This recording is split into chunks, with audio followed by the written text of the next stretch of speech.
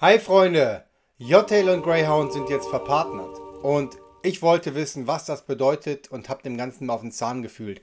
Ich habe den Ulle von Greyhound angerufen und mal gefragt, was bietet Greyhound eigentlich den Händlern da draußen? Also was bietet Greyhound dir? Und dazu habe ich auch mal ein paar kritische Fragen gestellt, wie was ist eigentlich der Unterschied zum Service Desk von JTL und wieso ist Greyhound geiler als einfach ein normales Mailprogramm zu benutzen? Und all diese Fragen wurden wunderbar beantwortet und ich glaube, nach diesem Video wirst du auch zu Greyhound wechseln. Also, freu dich mit mir auf dieses Video. Dann hi Freunde, auch nochmal jetzt hier. Wir haben unser Setup jetzt hier ans Laufen bekommen. Das ist das erste Mal, dass ich ein Video zusammen mit einem Partner mache. Sonst bin ich eigentlich immer so One-Man-Show. Das funktioniert dann ein bisschen einfacher, aber wir haben es hinbekommen. Und heute habe ich dann quasi einen Gast hier, der Ulle von Greyhound. Und wir schauen heute mal, was ist Greyhound überhaupt? Was bedeutet, dass Greyhound mit JTL jetzt verpartnert ist und was unterscheidet Greyhound vom Service Desk und warum finde ich das total cool? Das werde ich dabei auch erklären. Ulle, Moin. was machst du bei Greyhound?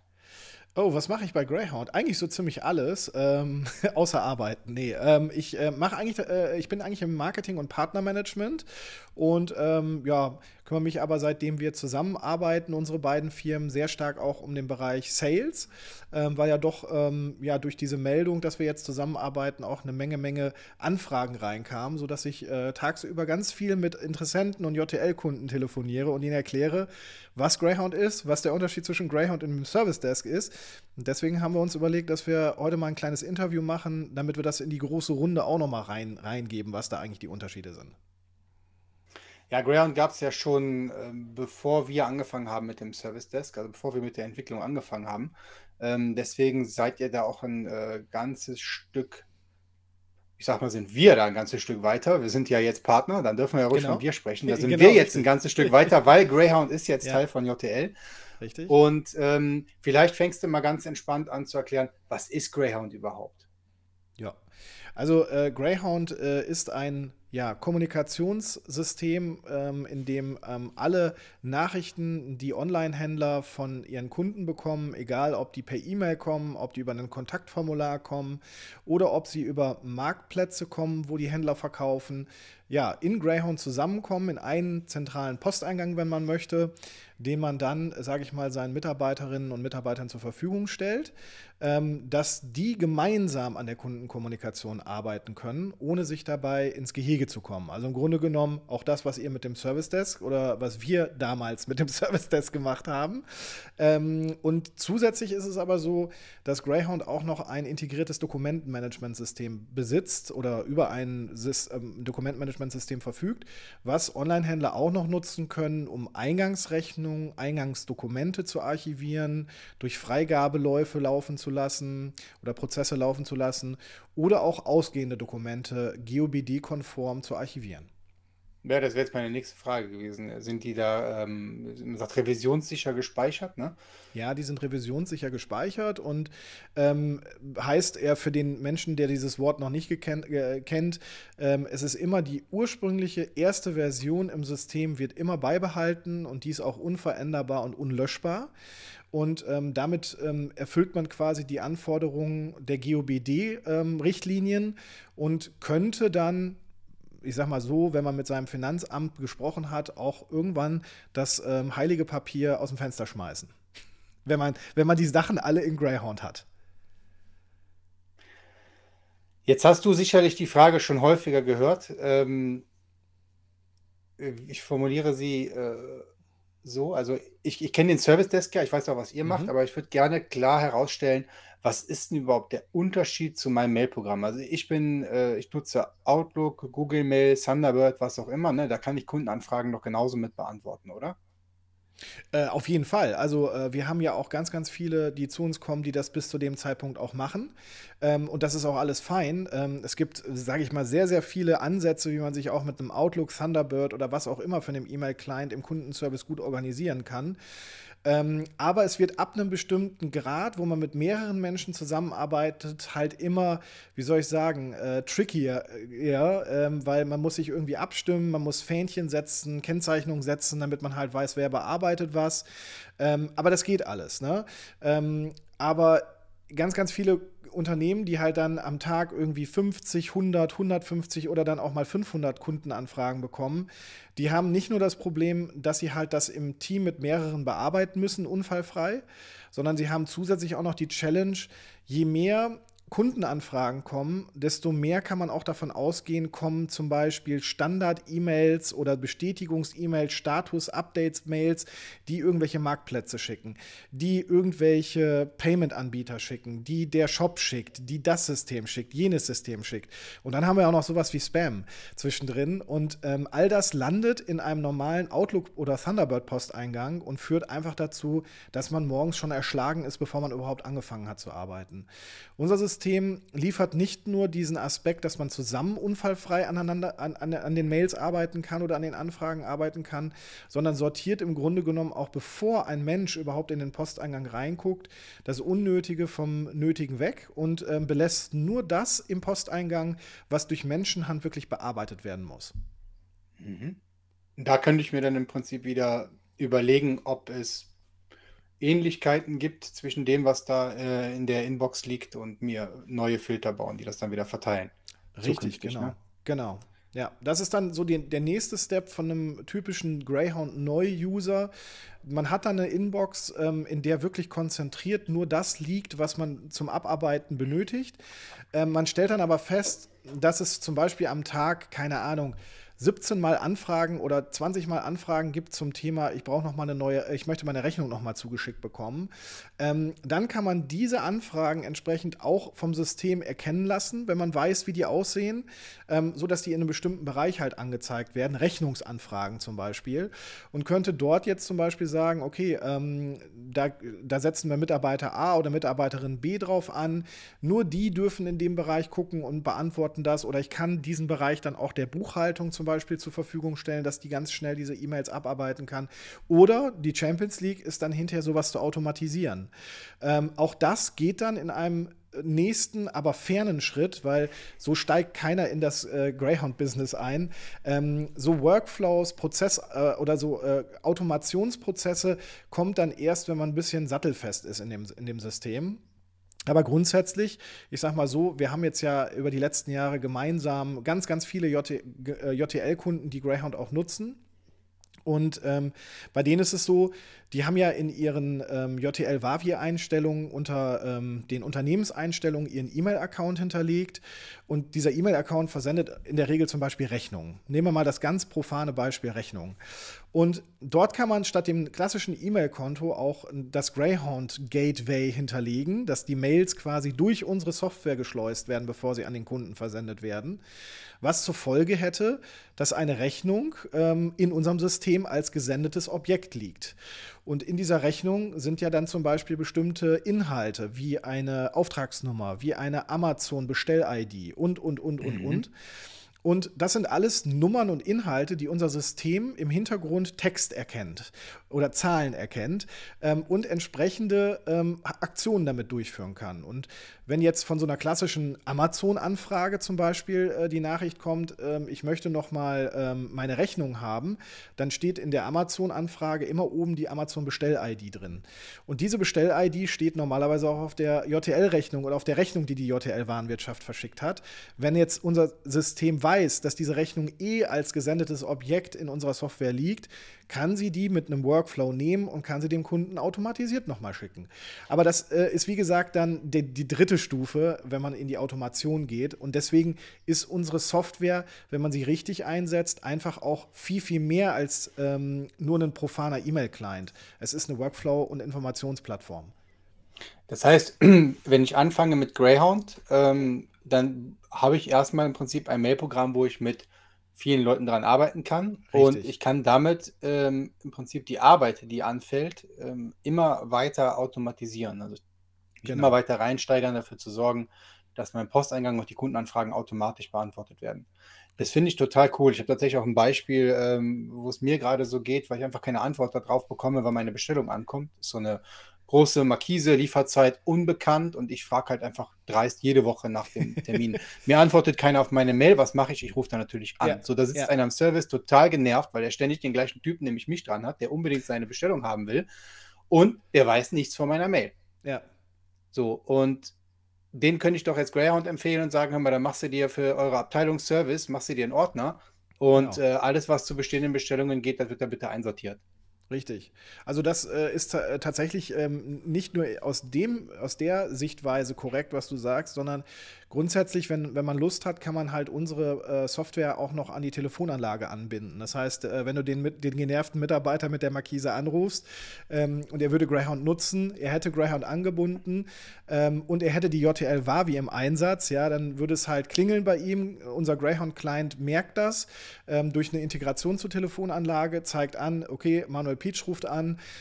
Ich habe mit einem Klick die Möglichkeit zu sagen, zeig mir in Greyhound doch mal an, ob der Manuel schon 15 Mails geschickt hat oder was er schon alles geschickt hat. Ja?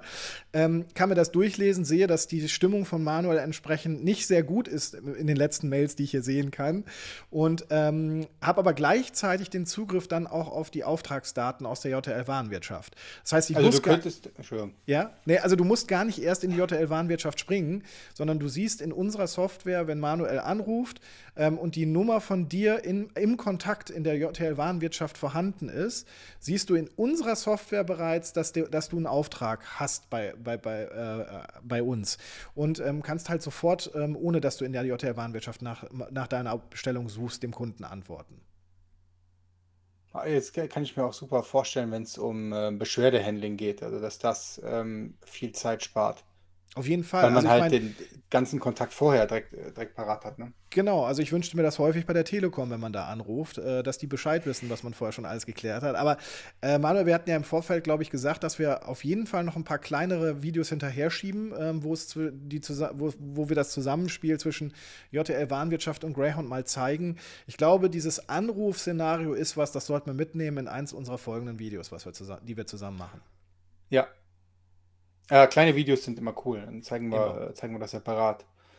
Genau. Ähm, ja, jetzt kommt natürlich also ich bin am Anfang derjenige gewesen mit meinem Kollegen Michael Spaltmann zusammen, der den Service Desk also aus Anwendersicht ins Leben gerufen hat. Ne? Ich habe die Videos dazu gemacht, voll stolz präsentiert und ja, jetzt ist ja kein Geheimnis, ne? Man guckt sich halt auch um und ich habe halt immer mit einem Auge auch so auf euch geschielt. Mhm. Ne?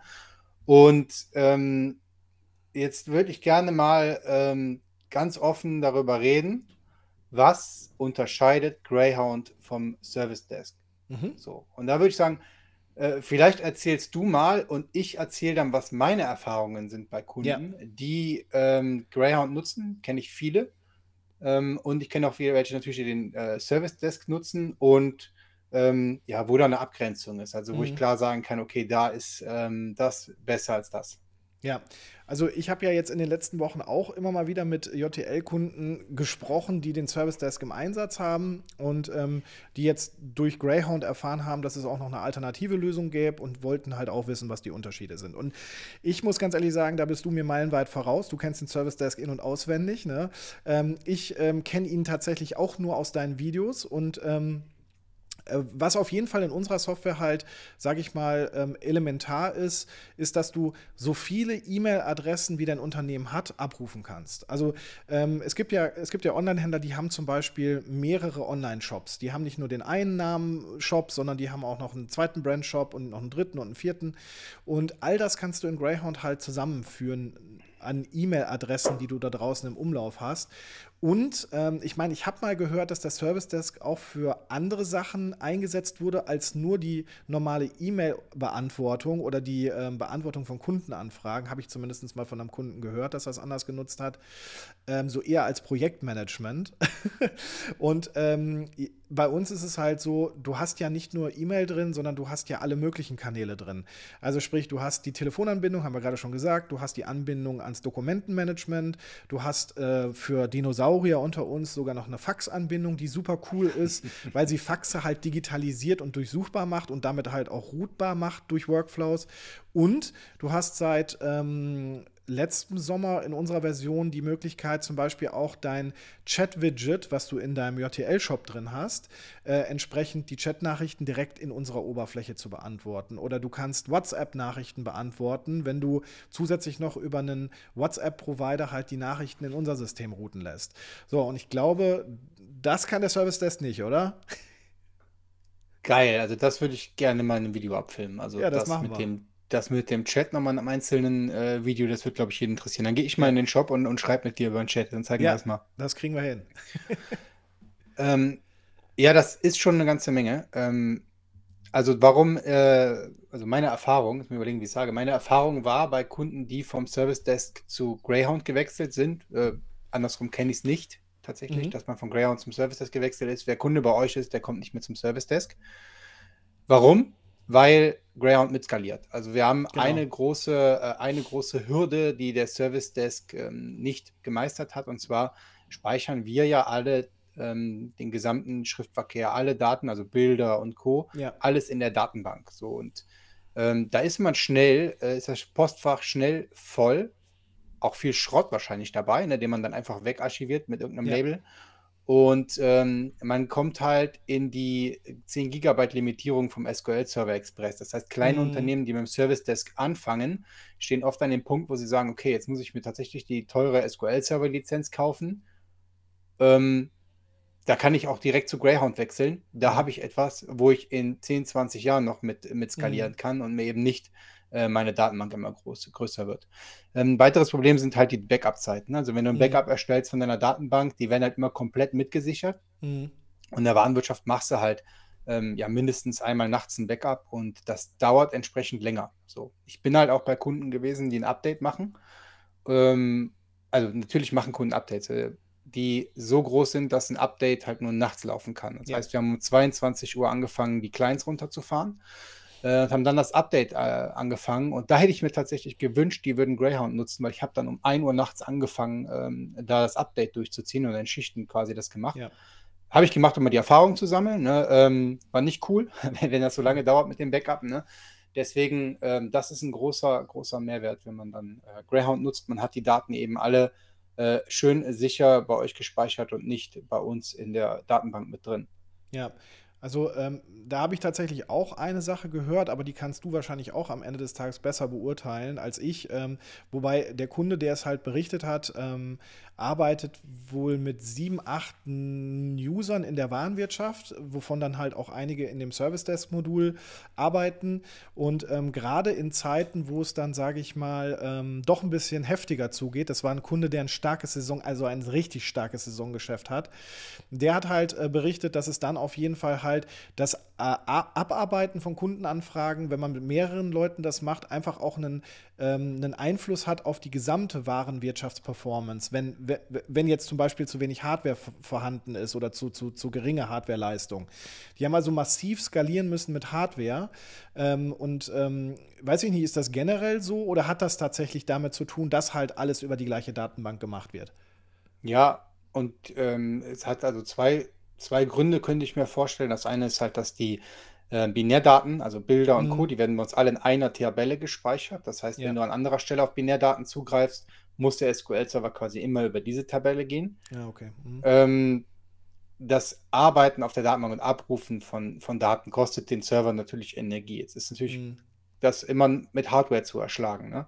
Mhm. Aber je mehr Leute gleichzeitig arbeiten, die erzeugen halt Last auf dem System, was auch für den Versand zuständig ist. Das Klar. heißt, wenn dein Server im Normalbetrieb gut läuft und unter Volllast dein Service jetzt noch mitarbeitet und E-Mails hin und her schiebt, also werden ja Daten hin und her Mhm. geschoben zwischen dem Server, Ja. dann kann das passieren, dass dir dadurch der Versand langsamer wird, ne? Mhm. Weil das eine System läuft halt Ja. auf Ja. der gleichen Grundlage wie das andere, ne?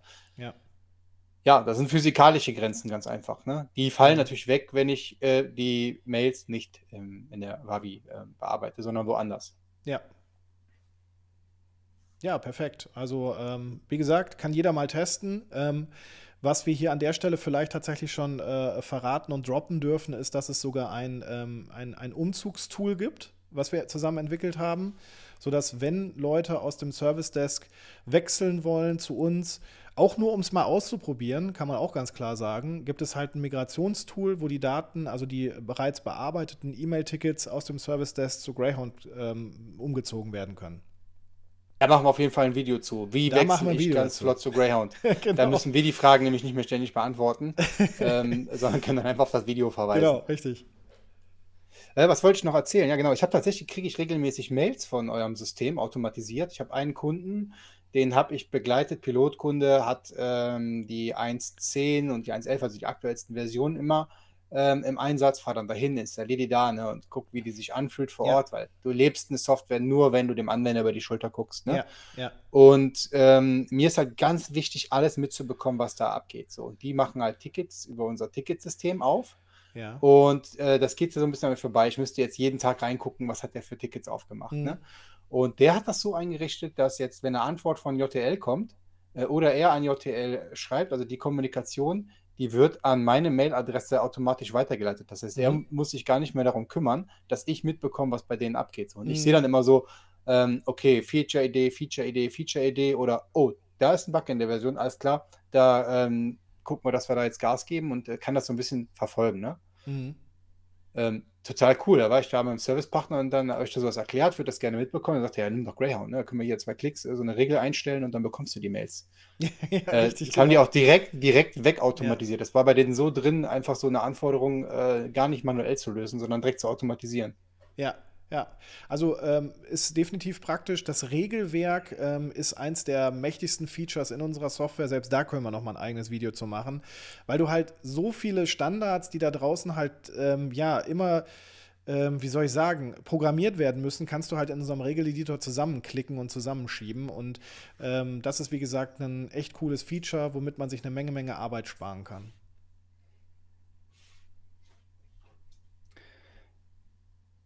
Jetzt haben wir darüber gesprochen, dass die Daten nicht mehr in der Wavi-Datenbank liegen, sondern die liegen, wo liegen die überhaupt? Ja, das ist eine gute Frage. Also, das ist, glaube ich, auch wichtig mal zu sagen und klarzustellen, Greyhound und die JTL-Warenwirtschaft sind 2 getrennte Programme. So, die arbeiten auch mit 2 unterschiedlichen Datenbanken, was wir ja gerade gelernt haben, auch Vorteile haben kann. Und wo jetzt die Greyhound-Daten liegen, das entscheidet auch der Kunde selbst, so wie bei der JTL-Warenwirtschaft auch. Du kannst Greyhound on-premise in-house auf deiner eigenen IT betreiben, wenn du fit bist. Wobei ich da auch wirklich klar sage, der Betrieb einfach mal so nebenher auf einem Laptop ist nicht empfehlenswert, sondern das sollte dann schon irgendwie ein Servergerät sein, was auch ordentlich gebackupt ist, wo auch Optimierungen dann entsprechend mit der Greyhound-Datenbank mal in der Nacht laufen und. Also nimmt es nicht zu sehr auf die leichte Schulter, möchte ich damit sagen. Die zweite Option ist in die Greyhound Cloud. Das ist halt bei uns, managed durch uns in Düsseldorf im Deutschen Rechenzentrum mit unserer Betreuung. Dann liegt dort der Server und die Daten. Und die Kunden greifen nur mit den Greyhound Clients auf Greyhound zu. Das ist einmal der Windows Client, das ist der Web Client, das ist der die iOS App und die Android App. Das haben wir als Clients, die dann mit der Datenbank kommunizieren können. Und dann gibt es noch den dritten Weg, das ist der überwachte Eigenbetrieb, den meistens auch Hoster nutzen. Sprich, du kannst zu irgendeinem Hoster gehen, deiner Wahl, und kannst dort eine Windows-Büchse anmieten und kannst dort von deinem Dienstleister oder selbst Greyhound den Server drauf installieren, zusammen mit dem überwachten Eigenbetrieb.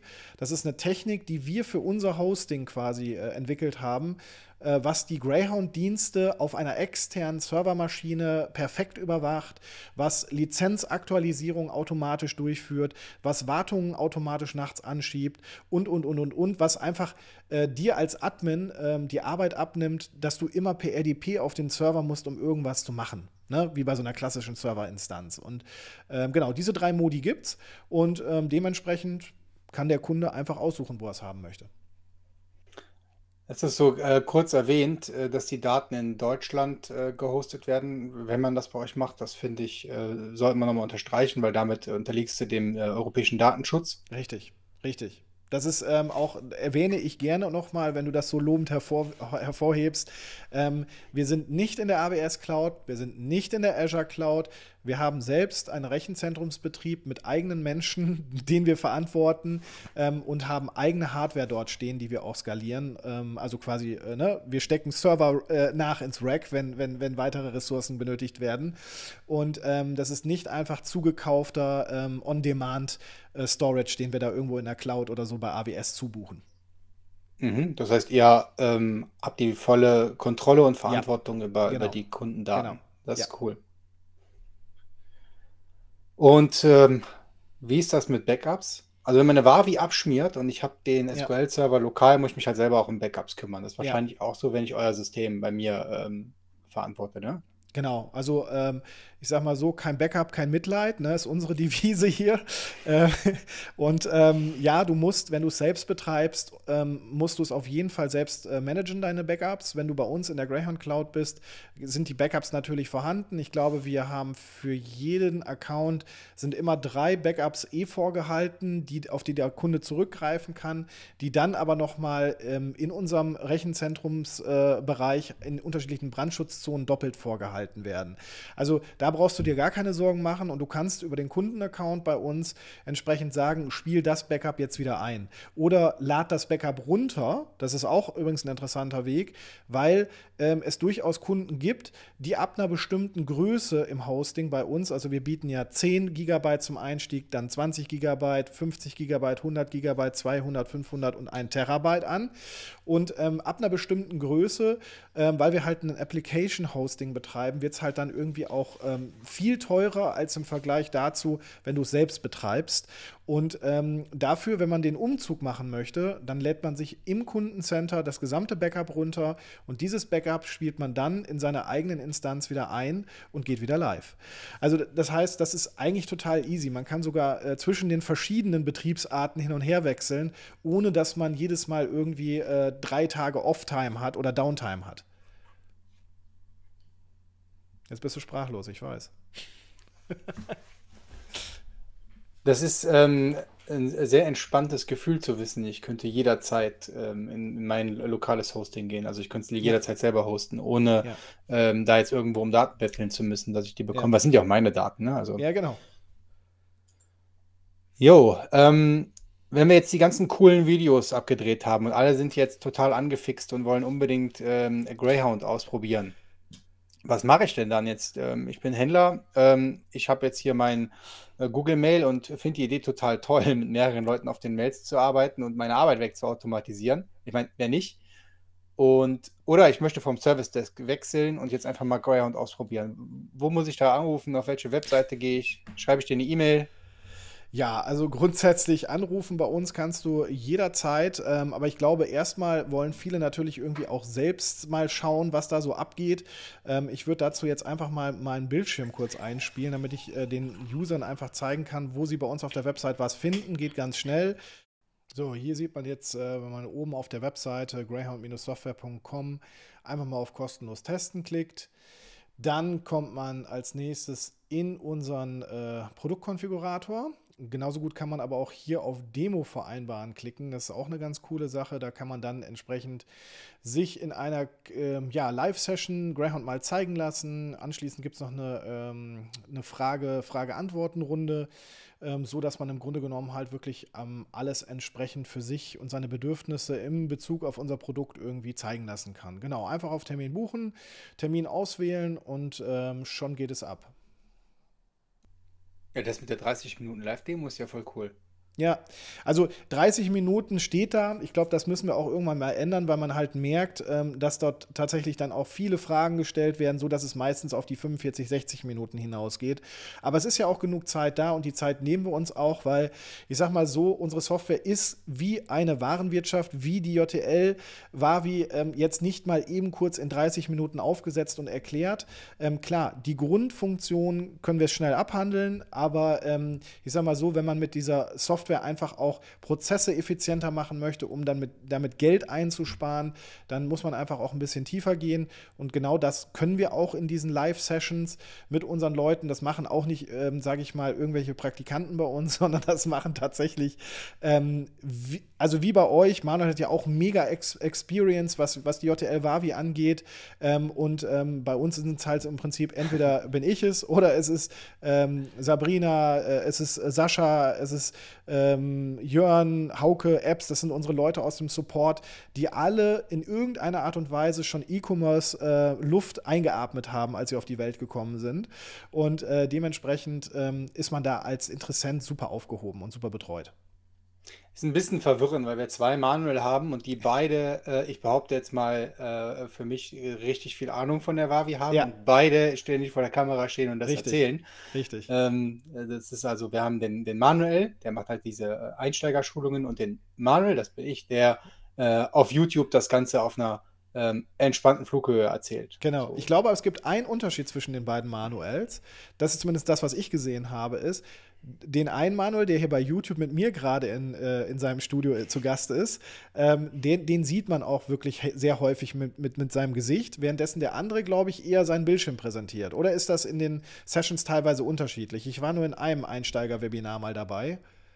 Ich habe mit ihm zusammen schon einige gemacht, da sieht man ihn auch. Ah, okay, gut. Hört eigentlich immer, also Ja, wir haben immer die Kamera an bei ja, JTL, deswegen ja. wüsste ich jetzt nicht, wann der die aushaben sollte. Vielleicht hast du da Weiß auf ich nicht. Fullscreen gemacht und Ja, ihn dann nicht das mehr könnte gesehen, auch das kann ich mir sein. vorstellen, ja. Der Fehler sitzt ja meistens vor dem Computer. In dem Fall war ich das selbst. So, jetzt überlege ich, warum sollte ich zu Greyhound wechseln, wenn ich doch den Service Desk habe? Das hatte ich mir nur als Frage Ja, aufgeschrieben, so ein bisschen mal den Daumen reindrücken. Haben wir ja schon zum Teil ja. beantwortet. Gibt es da noch mehr Gründe, warum ich wechseln sollte? Ja, also wechseln sollte man, könnte man, ich sag mal könnte, konjunktiv, wenn man einfach ein System braucht, weil man merkt, dass man mit dem Service Desk einfach auch kapazitätentechnisch an seine Grenzen kommt. So, Punkt. Ob das Performance ist oder ob das, sage ich mal, vielleicht auch doch, dass mal ein Fehler passiert, weil man irgendwie nicht wusste, was der andere gerade gemacht hat. Also grundsätzlich unser System ist ja nicht nur die Software selbst, sondern in der Software sind super krass viele Regeln vorinstalliert, Marktplatzsortierregeln, Zahlungsdienstsortierregeln und weiß der Geier was nicht alles, was aus 20 Jahren E-Commerce-Know-how kommt. Das heißt, unser System ist wie die Evolution selbst und entwickelt sich immer weiter. Kunden geben neue Probleme an uns weiter, wir bauen Lösungen, diese Lösungen fließen in Form von Standardregeln in das Master-Setup, so nennen wir das. So, ich sag mal, gerade für Händler, die auf Marktplätzen unterwegs sind, ist das einfach eine riesen Erleichterung. Und da sage ich nur mal eins: Wir hatten ja jetzt erst Ostern und ich habe wirklich an dem Donnerstag, an dem Gründonnerstag noch eine Demo hier gehabt mit einem Marktplatzhändler, der gesagt hat, yo, wir müssen leider am Ostersonntag und Montag hier 2 Leute abstellen, die dann Mails von Amazon und eBay beantworten. Und das ist auch ein cooles Feature. Die Auto-Replies aus unserem System sind so aufgebaut, dass sie für Amazon und Co. genutzt werden können, dass sie im Seller Central oder im Verkäufer-Cockpit beantwortet gesetzt werden, dass die Reaktionszeit eingehalten wird und dass der Kundenservice sich erst am nächsten Werktag drum kümmern muss. Es sind alles nur Vorteile, kleine Vorteile und ich sage auch nochmal, hatten wir eben schon das Thema Skalierbarkeit. Unser System ist heute bei von Online-Händlern mit 2 Menschen im Kundenservice oder mit einer Person im Kundenservice bis hin zu ganz, ganz großen E-Commerce-Unternehmen, die teilweise mit 50, 60, 70 gleichzeitigen Service-Mitarbeiterinnen und Mitarbeitern an der Kommunikation arbeiten. Und dementsprechend sind keine Grenzen gesetzt, was die Skalierbarkeit angeht. Nur so viele Sachen gehen mir gerade durch den Kopf, die ich gerne sehen würde, aber ich glaube, wir machen das wirklich in kleinen Videos, so wie flagge ich denn jetzt eine Mail, dass die in einen bestimmten Ordner kommt, Genau. wie ersetzt ihr die Workflows, Automatisierung, das würde ich gerne mal zeigen, Ja, verschiedene Firmen, Postfächer mit mehreren Benutzern verwalten, Rechtesystem, Textbausteine, schnell antworten, also das könnt ihr alles, das weiß ich, richtig. Textvorlagen, Kunden anrufen würde ich gerne sehen. Ähm, eine Sache. Die wichtigste Frage wahrscheinlich im Moment ist, es wird ja total gehypt, deswegen macht ihr irgendwas mit KI? Jetzt stellst du die Frage, ich hoffe, sind noch alle dran und haben nicht ausgeschaltet. Aber ja klar, KI können wir und machen wir. Wird natürlich auch in den nächsten Monaten weiter Fokus haben. Und was heute schon geht in unserer Software ist, wir unterscheiden immer in zwei Sachen. Das eine ist, KI zu nutzen, um eine Absicht automatisiert zu erkennen. Weil ne, jeder sagt ja, wo bleibt meine Markise? Wo ist Markise? Keine Ahnung, wann kommt Markise? Aber die Absicht ist genau die gleiche. Und dafür, um das quasi richtig zu erkennen und um solche Anfragen entweder halt zur richtigen Abteilung zu routen oder sie vielleicht auch automatisch zu beantworten, dazu demnächst mehr in einem weiteren Video, da kann man die KI nutzen. Und die zweite Sache, wo wir KI ins Spiel bringen, ist das, um sie den Service-Mitarbeiterinnen und Mitarbeitern an die Hand zu geben. Das heißt, wenn du eine Kundenanfrage beantwortest, dann hast du ja eh schon unsere Textbausteine. Du hättest aber die Möglichkeit, auf eine Kundenanfrage einen KI-basierten Antwortvorschlag zu nutzen. Und bei einem KI-basierten Antwortvorschlag guckt die KI ins System, das funktioniert natürlich erst, nachdem man ein paar Mails dann mal beantwortet hat, guckt es, ob es schon mal eine Anfrage ähnlicher Natur vom ähnlichen Thema her gab und wie die damalige Antwort war, die man rausgeschickt hat. Und das in Kombination mit der neuen Anfrage wird durch die KI mit einer Antwort entsprechend beantwortet. Und das kann man auf Knopfdruck einfügen. Und das finde ich schon ziemlich nice.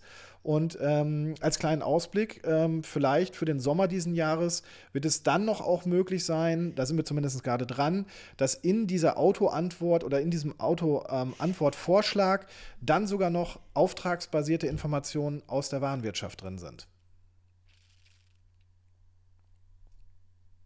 Das heißt, am Ostersonntag werde ich irgendwann meine Kundenanfragen bedienen, während ich mit meiner Familie Eier suchen gehe.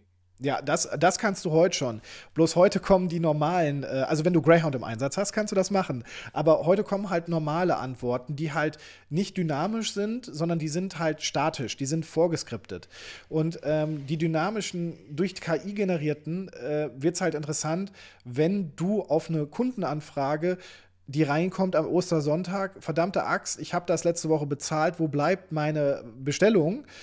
Und das Greyhound-System kann im Hintergrund automatisch in die Warenwirtschaft reingucken, kann sehen, das ist der Auftrag, der hat den Status shipped, dort ist die Tracking-Nummer und der Antwortbaustein, der automatisch rausgeschickt wird, ist, lieber Manuel, mach dich locker, deine Ware ist am Karfreitag in den Versand gegangen, die Tracking-Nummer ist 1, 2, 3, 4, 5, 6, 7, 8, 9, 10.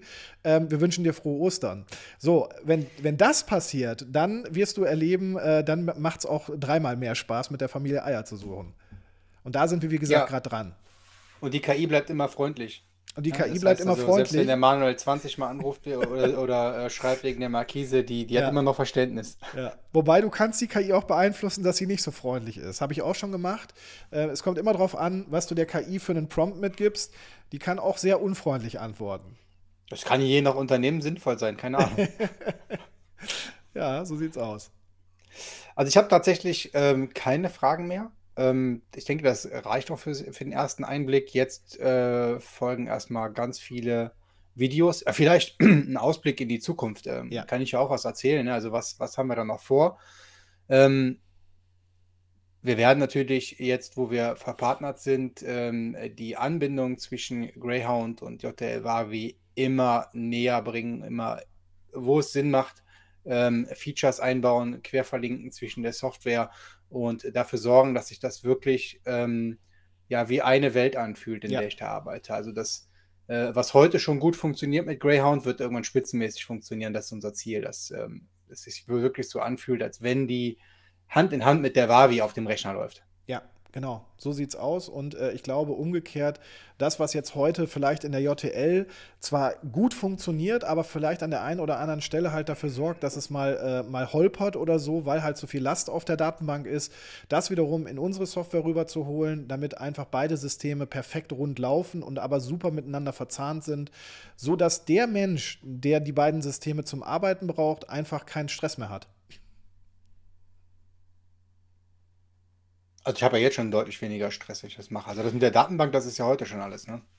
Genau, richtig. Aber ich sag mal so, grundsätzlich finde ich immer das Wichtigste, wenn man Softwareprodukte halt im Unternehmen einführt, sollten sie primär dazu führen, dass die Menschen in ihren Arbeitsbereichen halt einfach ein Stück weit entspannter arbeiten können. Und das ist definitiv so, das bestätigen auch all unsere gemeinsamen Kunden. Da haben wir auch genug Success Stories, wo man mal reinlesen kann bei uns auf der Website, dass einfach, sage ich mal, dieses Zusammenspiel der beiden elementaren Bestandteile, die du in einem E-Commerce-Handelsunternehmen hast, die Kommunikation der Kunden und Anfragen der Kunden kombiniert mit den Auftragsinformationen, Schrägstrich, den Auftragsprozessen mit der Warenwirtschaft, einfach, wenn das gut verzahnt ist, dann ist es einfach eine geile Sache. Ne? Und da wird noch eine Menge kommen.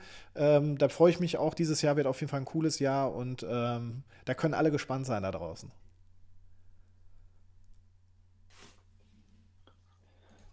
Ja, ich freue mich auf die ganzen Videos, vor allen Dingen auf KI-Integration, weil ich das tatsächlich selbst noch nicht live gesehen habe. Und dann würde ich sagen, machen wir eine Greyhound-Playlist bei uns und dann hängen wir da ganz viele Videos rein. So machen wir das. Deal. Alles klar, Super. dann sind wir durch, ne? Dann sind wir durch. Würde ich sagen, kannst dich wieder hinlegen. Mache ich. Dann bis Bis zum nächsten Mal. Mach's gut, Ciao. bis dann. Ciao, ciao. Wenn es dir gefallen hat, Like da lassen, Kanal abonnieren und es folgen noch mehr Videos zu Greyhound, auf die du dich freuen darfst. Ciao.